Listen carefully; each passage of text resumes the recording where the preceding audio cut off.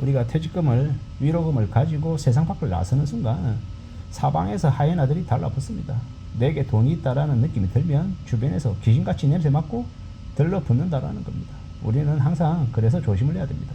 누굴 제일 조심해야 됩니까? 가장 가까이 있는 사람을 조심해야 됩니다. 내가 소통하고 얘기 나누고 내가 말을 가장 많이 하는 사람들.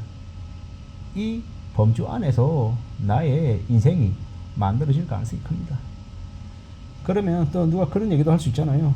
아니, 내가 만날 수 있는 사람은 한정이 되어 있는데 내가 어떻게 관계를 넓히고 내가 새로운 것들에 도전하고 새로운 이제 시장과 이 접할 수 있을까? 뭐 이런 이제 우려나 염려가 많이 들 수 있잖아요. 저는 감히 말씀드리건데 책을 많이 읽었으면 좋겠습니다. 책을 읽으면 그 책을 쓴 저자가 심려를 기울여서 쓴 이 온갖 엑기스들이 다 담겨 있다고 생각합니다. 그래서 만화책이 됐건 소설책이 됐건 아니면 뭐 에세이가 되었건 경제 경영 분석책이 되었건 과학 관련 책이든 읽다 보면 나에게 어떤 식으로든 영감이 되고 도움이 된다라고 생각합니다. 저는 개인적으로 역사책 읽는 걸 좋아하고요. 소설 읽는 것도 좋아합니다. 왜냐? 우리의 일상생활을 묘사하는 것들이 되게 많기 때문입니다. 최근에 일본 소설을 읽고 있는데 참 무섭고 겁난다는 생각을 좀 더 많이 하게 됩니다. 왜냐? 이 부모라고 하는 존재가 제대로 일하지 못해서 생활비를 가져오지 못하고 횡패부리고 일자리를 계속 구하려고 다니다가 잘 안 되니까 술 마시고 울컥하고 가정 내 폭력 저지르고 그런 가정의 아이들은요, 집안에서 평안함을 느끼지 못하고 바깥으로 뛰쳐나가고, 집 밖으로 뛰쳐나가면 뭐합니까? 남자애들은 거의 다 범죄자, 쫌도둑이 되고 아니면 뭐 강도가 되는 이 불법적인 일에 이제 동원되는 거죠. 여자애들은요, 그냥 몸판을 창녀되는 겁니다. 그렇게 사는 그들이 마음의 안정을 찾지 못하니까 더 빨리 어린 나이에 남자 여자 들러붙어 가지고 동거하고 또 자기보다 더 불행한 아이들을 낳고 그냥 하층민만 자꾸 양산해서 되게 우울해지는 거죠. 인생이 되게 서글퍼지는 거죠. 그렇게 살아가는 이들이 생각보다 많더라는 겁니다. 그런 아이들이 이 사회에서 얼마나 안정적으로 살아갈 수 있겠습니까?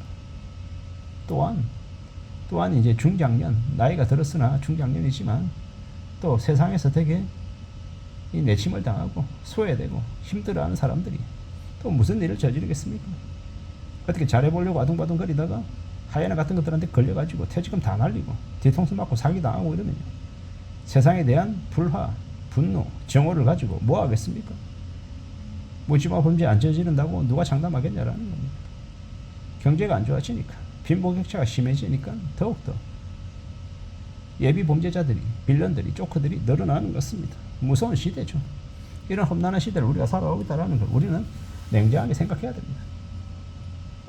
어떻게 헤쳐나갈지, 어떻게 극복할지, 어떻게 이겨낼지를 생각하며 사는 게 좋겠다라는 겁니다. 참으로 고민스럽죠. 힘겹죠. 답답하죠. 이 험난한 시대를, 이 험난한 세상을 어떻게 헤쳐나가며 살 수 있을까요? 과연 괜찮을까요? 나아질 수 있을까요? 따져봐야죠. 생각해봐야죠. 살펴야 된다라고 봅니다. 다들 힘들고, 다들 고민스럽고, 다들 깝깝해 하는데 어떻게 지내는 게 좋겠습니까?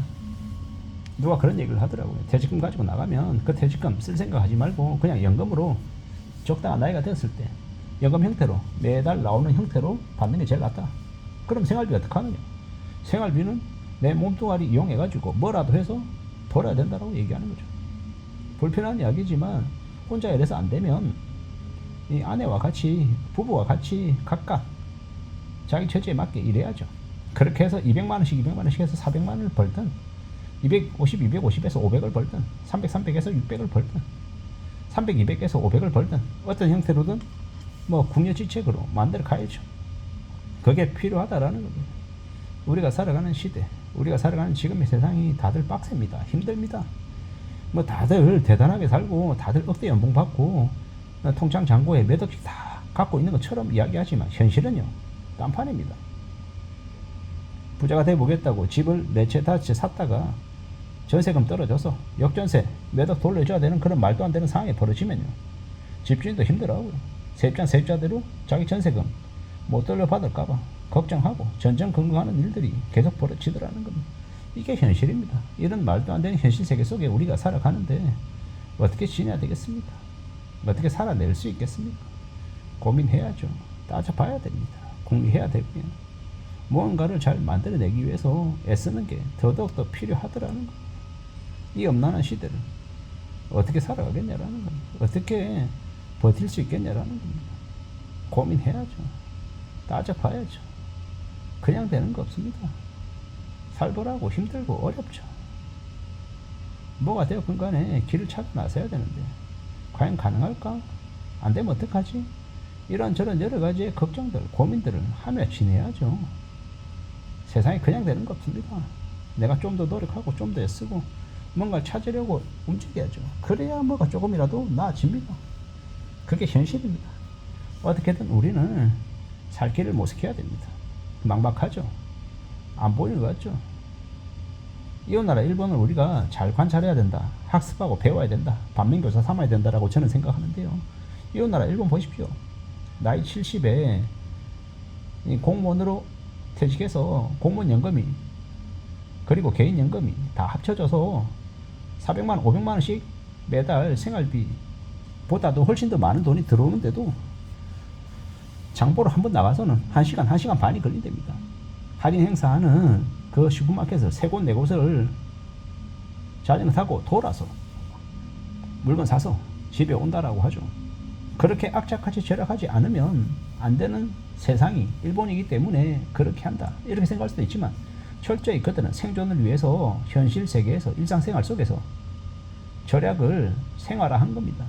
그렇게 정했기 때문에 일본이 지금의 경제 대국이 된 거고 많은 사람들이 생존한 게 아닌가라고 생각합니다. 근데 모두 다 그렇게 생존해서 사느냐? 아닙니다. 하층민으로 전락해서 망가져서 되게 우울하게 사는 사람들도 많습니다. 일본은 나라는 부유하지만 되게 가난한 국민들이 많죠.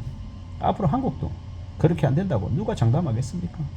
가난한 국민으로 되게 비참하게 살지 않으려면요, 정말 경제적인 관념 갖춰야 되고 성실하게 살아야 되고 열심히 땀 흘리며 노력하며 내 몸으로 일할 생각해야 됩니다. 그렇게 살아야 우리의 현실을, 우리의 일상을 지켜나갈 수 있다고 생각합니다. 참으로 힘겨운 시대를 우리가 살아가고 있기 때문에 좀 더 마음을 굳게 먹고 좀 더 각오하고 좀 더 단단하게 지내자라고 말하고 싶은 겁니다. 쉽지 않죠. 힘듭니다. 저도 힘들고 여러분들도 힘들 텐데 그래도 각자의 힘으로 헤쳐나가기를 진심으로 바랄 뿐입니다. 이상입니다.